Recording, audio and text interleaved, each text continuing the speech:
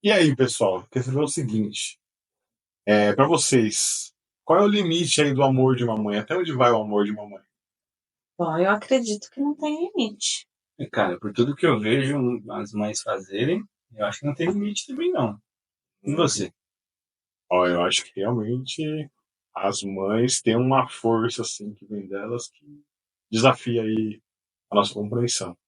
E aproveitar essa conversa sobre mãe para falar de um exemplo de mãe também, que é a Santa Diana. Então, para saber mais aí da história dela, a gente vai trocar uma ideia sobre essa santa. Fica aí mais um episódio do Bem do Canal.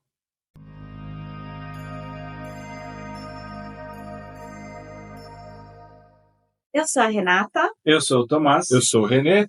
e sejam bem-vindos ao Bento Canal. Bom, hoje nós vamos falar sobre a Santa Diana Beretta Molla, né?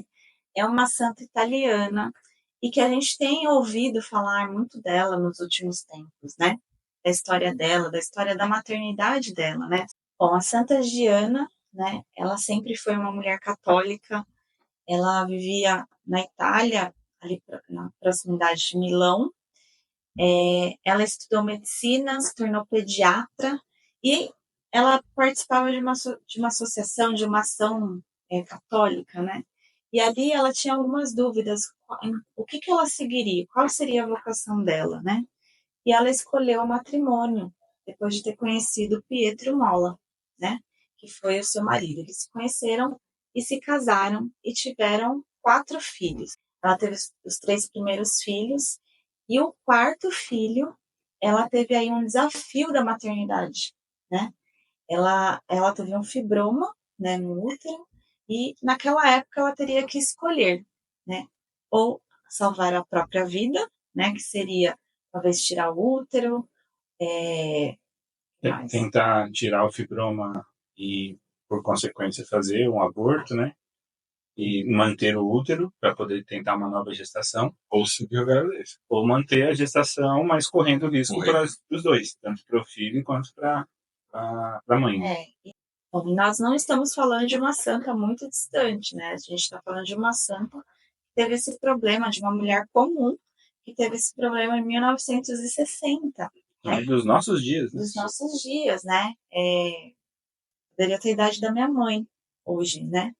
E o que aconteceu, né? Se a gente olhar a história da Santa Diana, é como de qualquer outra mulher, né? Que teve um problema na gravidez e ela se viu ali numa decisão difícil de ter que escolher entre a vida dela e a do bebê que ela estava esperando.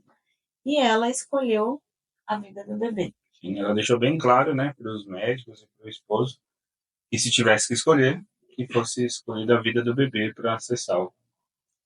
E nesse processo, né, ela escolheu fazer uma cirurgia para remoção do fibroma, continuou a gravidez, só que ela veio falecer depois que o bebê nasceu. 7 dias, né? Ela ficou ainda no hospital e tal, teve as complicações. Foi doloroso o processo? Teve várias complicações aí por conta de toda a situação que a gente já comentou. E aí, 7 dias depois, ela faleceu. Então, quando a gente olha, né, para Santa Diana, eu sempre me lembro, assim, dos nossos dias atuais, principalmente, que a gente fala muito do aborto, né?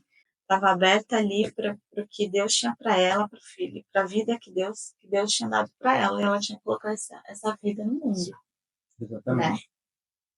E depois que a Diana morreu, né, a história dela se espalhou pelo lugar, né, pela Itália, e o mais engraçado, né, é que aconteceram 2 milagres dela no Brasil. Então, isso que é legal. Acho que essa santa, apesar de ela ser da Itália, tem tudo a ver com o Brasil, na verdade, né? O Brasil tem, nessa história, tem uma participação importantíssima. Porque os 2 milagres aconteceram aqui, que resultaram na canonização dela. Né? Então, né, Santa Diana tinha um irmão que morava no Maranhão, que era Frei, e eles tinham montado um hospital. E nesse hospital, eles receberam uma moça que tinha dado à luz a um bebê morto. E essa mãe também corria risco de morrer. Acontece que uma freira, né, e os outros enfermeiros que estavam ali no hospital começaram a rezar por ela, né, para que ela se salvasse. E a freira lembrou da história da Giana, porque a freira também era da Itália.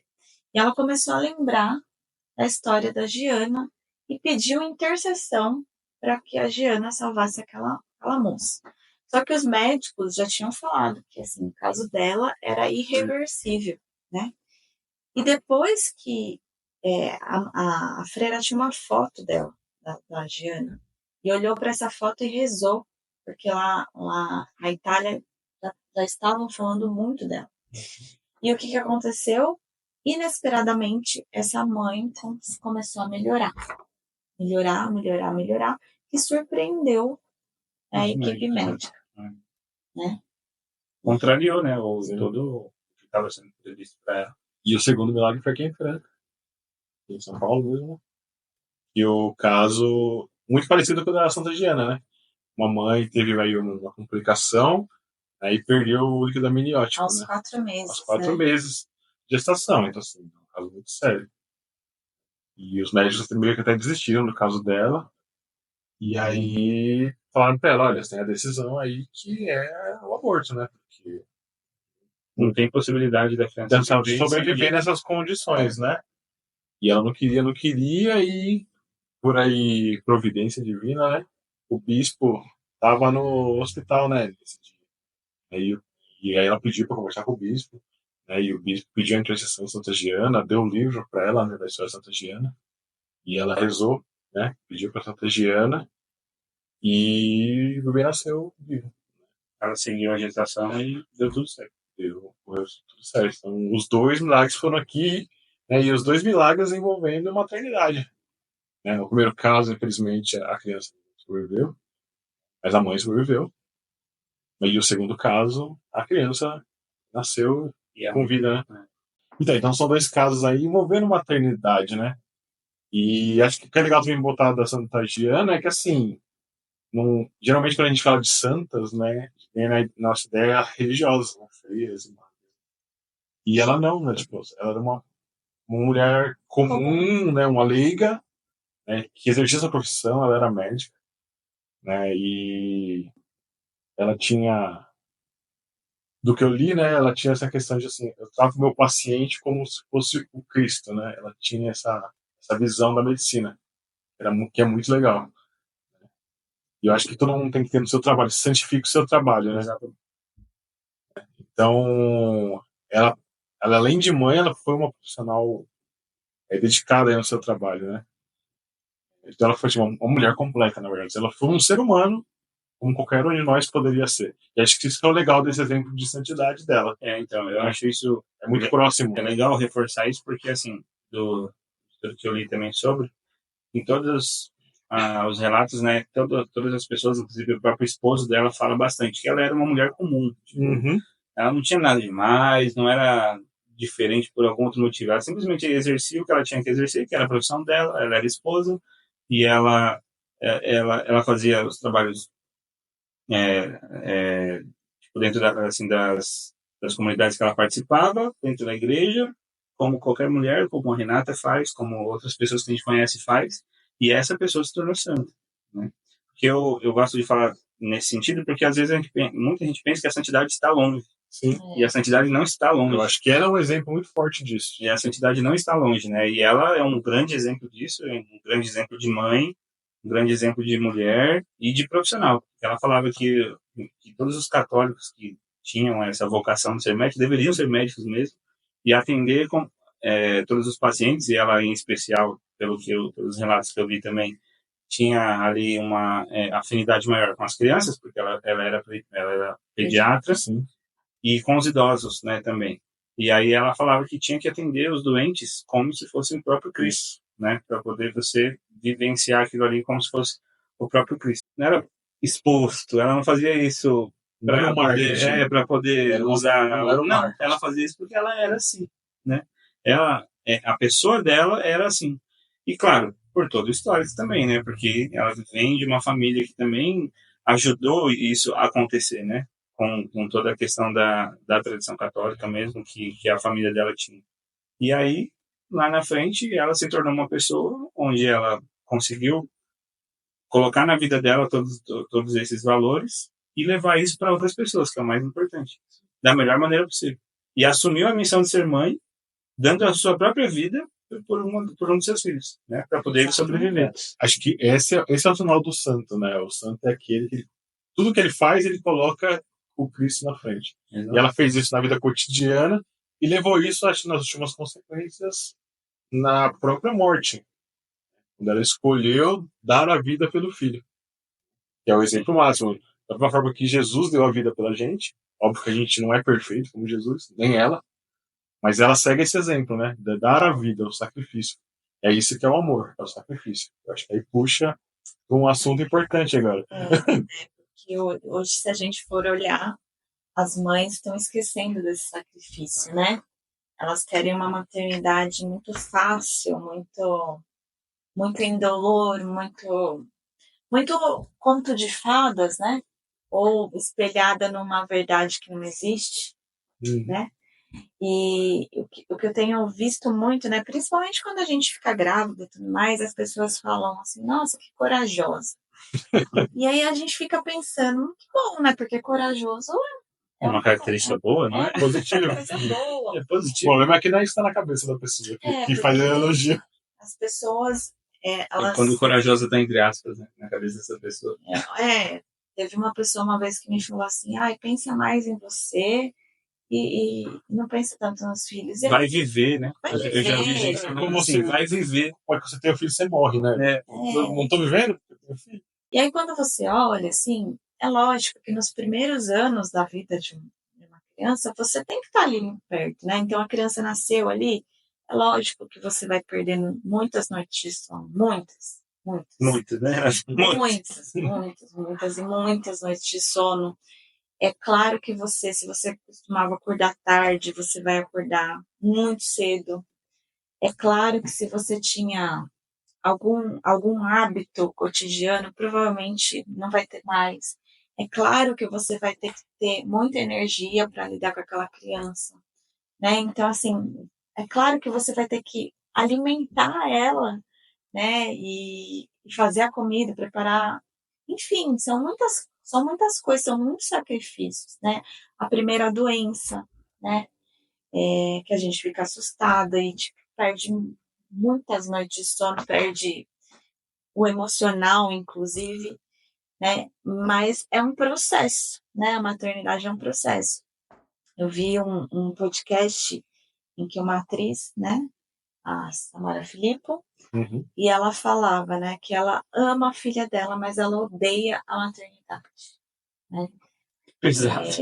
E a gente olha para isso e fica pensando, né? Como que você ama seu filho? Entendi que às vezes eu também não gosto de perder as noites em claro, né? Não de ficar... Perder o sono, ficar acordado. É claro que eu não queria ficar só ficar acordada todas as noites, mas isso faz parte do processo, né? Para você amar seu filho, você tem que amar aquele processo, né? Você não pode acordar essas noites reclamando, xingando. Arrependido. Você tem que fazer aquilo por amor, né? Você tem que amamentar por amor. É dolorido amamentar. Para mim, a amamentação foi um processo muito dolorido. E eu sei que para muitas mulheres também é. Para outras, nem tanto. É muito dolorido e dá vontade de desistir. Mas você faz aquilo porque é um processo. É o processo do amor, né? Então, não tem como você amar seu filho sem amar todo esse processo. Não tem como você querer o céu sem carregar a cruz, né? Não tem, não existe dia sem você passar pela noite. Então, todo esse processo é muito importante dentro da maternidade. Tem um problema, na verdade, de cultura, né, que a gente vive hoje em dia. As pessoas perderam essa dimensão de que o amor é um processo. O amor é uma decisão, né? A gente vive num mundo, na verdade, que é um mundo hedonista, né? Então, a gente foi educado, a gente é influenciado o tempo inteiro a buscar o prazer e a se satisfazer, né? Então, a gente foge do sofrimento. Como se o sofrimento não tivesse lugar na nossa vida, né? E a gente esquece que o amor implica em sacrifício, né? A gente criou uma visão muito romântica do amor, que é aquela de filme, que Aquele é acontece, aquele sentimento né? quentinho que vem e toca o coração e a gente fica feliz. É óbvio que tem felicidade no amor, mas o amor, antes disso, ele é uma decisão. Eu decido amar. É um dom que Deus dá pra gente. Porque Deus é amor. E por amar eu aceito os sacrifícios Então, que eu sou. então, o amor é justamente a minha capacidade de me sacrificar pelo outro. O que é o amor mais perfeito que existe? É o amor de Cristo na cruz. Como termina isto? Termina numa cruz. Né? Depois ele vai ressuscitar. Que é o sinal da esperança desse amor. Né? Mas ele não se negou a se sacrificar pela gente. E a gente, quando a gente ama alguém, a gente também vai se sacrificar pela pessoa. No nosso cotidiano, na nossa vida. Não é uma busca do sofrimento pelo sofrimento, mas é o processo que a Ana está falando. Né? Se eu precisar, eu entender que se eu preciso passar por aquilo, eu vou passar porque a missão é maior que isso. Exato. Eu amo. O que eu espero ali na frente é algo muito melhor do que esse processo que passa. Né? Um dia eu vou me encontrar com Deus e com Deus a gente vai ser julgado pelo amor, tanto que a gente amou. E isso é muito complicado, porque a gente é ensinado a fugir do sofrimento. Né? Então, você chega pra menina e fala, putz, não vai ser mãe não, porque você vai sofrer, vai estragar sua vida e tudo mais. Como se isso só tivesse coisa ruim. Tipo, você não fala pra ela que existe uma realização também em ser mãe. Né? Em ser mãe, em ser pai. Né? Você só fala pra ela da parte ruim. Porque é muito mais legal que ela arrume um emprego, seja independente, vai viajar. Né? E aí você vê aí muitas mulheres, né, que quando chegam lá na frente na vida, percebem que queriam em algum momento ter tido filho. E aí é tarde, né? Porque você entende mais do que eu disse, o relógio biológico não espera. Né? Você pode fazer a sua meta de vida, mas o seu relógio biológico não espera. Né? Então, é muito complicada essa situação, né? Óbvio, assim, ninguém pode impor nada para ninguém. Cada um é dono da sua vida. Mas as nossas escolhas têm consequências. Não necessariamente você está deixando de ser quem você é, né? Só porque você teve um filho, ou você vai ter que abandonar a sua profissão só porque você teve um filho, né? Porque às vezes parece que o filho vem para atrapalhar, né? Muitas carreiras, muitas viagens. Às vezes as pessoas só pensam na questão de viver como o prazer de viajar, como o prazer de comprar uma casa e ficar indo para a praia ou para o campo, não sei. E se tiver um filho no meio do caminho, aí parece que tudo isso vai ser colocado por terra. E a ilusão, né? Porque a pessoa, é o que você falou, né? A pessoa acha que ela deixa de ser ela mesma, né? Por abraçar a maternidade, sabe? Mas na verdade, ela deixa de ser ela mesma quando ela se rende aí a uma lógica aí de consumo, né? Ou de egoísmo, né? Ou mesmo de deixar ser influenciado por outra pessoa, né? Porque às vezes a pessoa tem até o desejo, eu quero ser mãe, mas tem tanta gente no ouvido dela falando que vai ser ruim, né? Que ela desiste, porque realmente dá medo. Uhum. Dá medo. Esses dias eu estava conversando com um aluno e ele até comentou que um amigo dele falou que ele não quer ter filhos. Ele falou, eu não consigo ter coragem de ter filhos nos dias de hoje. Sim. Porque ele tem medo, enfim, de várias... Porque é caro. Deve ter citado vários motivos, inclusive financeiros, pode ter entrado na lista. Mas olha só como isso impede de talvez esse cara ser um super pai. Sim. Né? Inclusive, no comentário desse meu aluno, ele até fala, ele ia ser um paizão, tipo, né? Pelo que ele conhece. Então, olha como o externo ali vai deixando a gente com medo, com receio, até mesmo, às vezes, com vergonha de dizer que quer ser pai, que gostaria de ter 3, 4, 5, 6 filhos, porque isso é um negócio que vai assustar. Proibido, né? Que vai assustar os outros, isso porque os outros não têm nada a ver com a sua vida. Mas mesmo assim, as pessoas vão falar, as pessoas vão querer tornar isso um problema, né? O que me pega mais é esse fato da sociedade e botando esse medo nas pessoas, né? Daí vão, ser mãe é ruim, ser pai é ruim, e aí isso já vai avançando. Então, esquece essa história de família, né? Transformar a família, não tem necessidade disso. Saiu de moda, não precisa. Saiu de moda, não precisa, né? E aí, por quê? Porque ser pai, ser mãe, o filho é um compromisso para a vida inteira, né? Não dá para você deixar, depois que você é pai e mãe, você não tem como voltar atrás. Né? E aí outra coisa dos nossos tempos também, né? Na verdade, então, e esse é lá, mas na verdade hoje já arranja-se o jeito de você voltar atrás, que é o aborto. Então, mas você não volta. Muita gente vai Você não você continua sendo pai e mãe, só que seu filho tá morto. Exatamente. Né? Então, assim, não tem volta. E é outro fruto do quê? De uma geração que também tem medo do compromisso. Né? O compromisso, ter filho é um compromisso. Os compromissos que duram para a vida toda. Né? E a gente reflete no casamento, por exemplo. Né? As pessoas não querem mais casar. Né? Porque, mesma lógica, bota um medo na pessoa. Tipo, você vai casar é um negócio que é para sempre. Né? E o cara tem um medo. Assim, esse para sempre. Esse para sempre pega muito hoje. Esse mundo é um mundo que é muito volátil, momento, né? Quer viver de momento. A gente quer viver, nesse mundo, quer viver o momento, né? E a gente é educado a viver o momento e ser feliz, né? A felicidade nesse sentido dessa alegria, desse sentimento. E fazer momentâneo. E isso não é felicidade, né? A felicidade é o processo de amar, que a Renata falou. Mas é difícil para as pessoas que pensam diferente, claro, porque é o que elas acreditam, ouvir isso. Porque para a gente, talvez, a gente, dentro das nossas limitações, mas a gente entende que esse amor que existe é um negócio que faz valer a pena o sacrifício, então a gente consegue ver tudo isso como algo normal. Como, olha, eu quero me casar, há chances de eu ter filhos, se Deus quiser que a gente tenha, eu vai ter os filhos, e tudo bem, né? Porque eu sei que o meu filho vai, nos primeiros meses, tirar minhas noites de sono, mas tudo bem. E talvez nos outros também. Exatamente. Só que a gente enxerga isso de uma maneira até boa, né? E você fala, putz, é um orgulho ser pai. Nossa, eu levanto de madrugada e óbvio que ninguém levanta sorrindo e soltando fogos e feliz. Porque acordou 2h30 da manhã e tem que trocar a criança, tem que fazer não sei o quê. Acontece que tudo isso, mesmo sendo trabalhoso, porque dá trabalho, e tudo bem,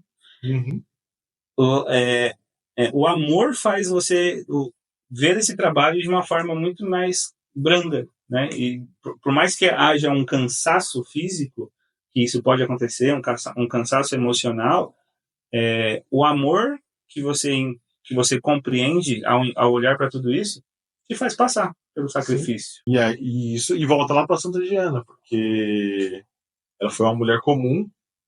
O marido dela fala, nossa, mas eu vivi isso inteiro como uma santa. Mas para mim ela era uma mulher comum, porque ela soube fazer esse processo. Ela fez esse processo do amor até o fim da vida dela. Literalmente. E isso é o santo, né? Isso é a santidade. A santidade é você fazer esse processo do amor até o fim da sua vida, porque o seu alvo é Cristo. Deus é amor, o amor perfeito é Deus. O que a gente faz aqui é uma participação desse amor, né? Não, e para ela conseguir tudo isso, né, ela se agarrou na fé também, na fé que ela tinha. Exatamente. Né? Ela era muito devota de Nossa Senhora, então ela também se espelhava em Nossa Senhora, em todo o sacrifício de Nossa Senhora pelo menino Jesus, exatamente. Né? E, de novo, né, os pais colocaram isso, né? Ensinaram isso. E ela foi educada. Então, ela aprendeu essa fé, ela entendeu essa fé e ela viveu essa fé. Sim. Então, lá de novo, os pais, por isso eu gosto de falar assim dos pais, porque os pais foram responsáveis por uma santa. Entende como? Lá atrás eles escolheram ser pais, mas eles não sabiam que era a Giana. Né? Não imaginaram. Teve quantos filhos? Foram 13 filhos. 13 filhos. A gripe espanhola, né? Alguns faleceram. A gripe espanhola perderam alguns filhos. E aí, dos que ficaram, um se tornou padre, a outra freira e essa santa. Sim. Sem ser religiosa, sem ser... Não era homem para ser padre. E ela se tornou uma santa. Essa se tornou santa. Né? E pai nenhum pensa, talvez, né? Estou criando meu filho para ser um santo reconhecido pela igreja. Não, mas eles criaram com amor, ensinaram a fé, mostraram os caminhos e essa pessoa foi escolhendo. No comum do dia a dia, que eu acho que é o mais legal. Que ela foi ser médica, ela foi ser mãe, escolheu tudo isso e foi. E assim ela se tornou santa. Né? No básico e fazendo o básico, o mínimo que a gente deveria fazer também, né? Que é amar as pessoas, santificar o trabalho, como você comentou, santificar o lar, né, sendo ali a esposa e fazendo todo o cuidado ali com a casa e com os filhos. E é admirável, a história dela é admirável. E eu acho que, assim, lembrar sempre da descrição do comum, né? Santificar a vida no comum, né? Não encarar, sair das ideias prontas, né? Não encarar a maternidade como um fardo, dessa propaganda negativa que fazem, né? E também não encarar a maternidade de uma forma ideológica, de ficar se comparando com outras pessoas, né? Porque também tem o mal disso, né? Acho que muitas mães se tornam mães, né? E aí, de um lado tem um monte de gente falando pra ela que é ruim, e do outro lado tem um monte de propaganda tipo, de famílias que são perfeitas e que ela quer ser igual. Mas não dá pra ser igual, porque cada família é uma família, né? Exatamente. Eu acho que hoje também tem muito desse problema, assim. A gente olha pro Instagram. A gente no mundo de redes sociais, a gente olha pro Instagram e a gente quer ser aquela outra mãe, aquele outro pai que não sou eu. Isso é uma das coisas que acho que impede das pessoas também fazerem muitas coisas, né? Elas não querem assumir a autorresponsabilidade, né? Sobre tudo que vai fazer. Então eu quero ver como que o outro está fazendo para eu tentar ser igual. Então, novamente, aquela história, você não é você deixa de ser você mesmo. Aí você acaba deixando a jornada do santo é o processo de ser você mesmo, ser aquilo que Deus criou você para ser. Então você perde essa chance quando você ouve o outro e deixa de participar desse processo de amar. E você também perde essa chance quando você quer ser outra pessoa, né? E então, pro pai, pra mãe, acho que tá vendo isso aqui, né? Às vezes vive aquela sensação de culpa, né? Eu me tornei pai, me tornei mãe, mas eu sou muito ruim. Quando na verdade tem que tomar cuidado, eu acho, com isso, né? A gente tem que se esforçar como pai e mãe, mas eu nunca vou ser igual o outro, né? Tem que sempre lembrar disso, da vida comum. Eu santifico a minha vida comum. E eu não sou perfeito, nenhum pai nem mãe é perfeito. Mas o processo de amar é que me leva pra frente. Então, eu acredito que existem muitas mulheres que têm essa vontade de ser mãe, mas já desistiram por conta da nossa sociedade que corta, né? Principalmente quando a mulher está no mercado de trabalho, né? Essa é uma questão que geralmente quando a mulher vai fazer entrevista, já perguntam para ela ou se ela tem filhos ou se ela tem o desejo de ter filhos. E aquilo já filtro, né? É um filtro de corte. Já implica na carreira dela, né? Mas o que eu queria dizer aqui é que a gente consegue conciliar as coisas, né? A gente consegue ser uma boa profissional, olhando principalmente para a vida da Giana. Ela conseguiu ser uma ótima profissional e ser uma ótima mãe, né? E então a gente consegue equilibrar esses pratos, né? A gente consegue. Então, não deixem que a sociedade fale para você o que você tem que fazer, né? Você tem que sentir esse desejo do seu coração, né? É uma vocação. É uma vocação da mulher, né? E outra coisa que eu também percebo é que muitas mulheres acham que não vão conseguir ter uma boa maternidade, ou têm um primeiro filho e depois não querem mais ter, porque estão viciadas no olhar o Instagram e olhar mulheres perfeitas, né, entre aspas, com uma vida familiar perfeita, e que não é assim, né? Provavelmente no Instagram a gente vê uma parte da história. Todo mundo é lindo. Né? Todo mundo está feliz no Instagram. Lindo. Menos eu que sou feio até lá. Lindo, né?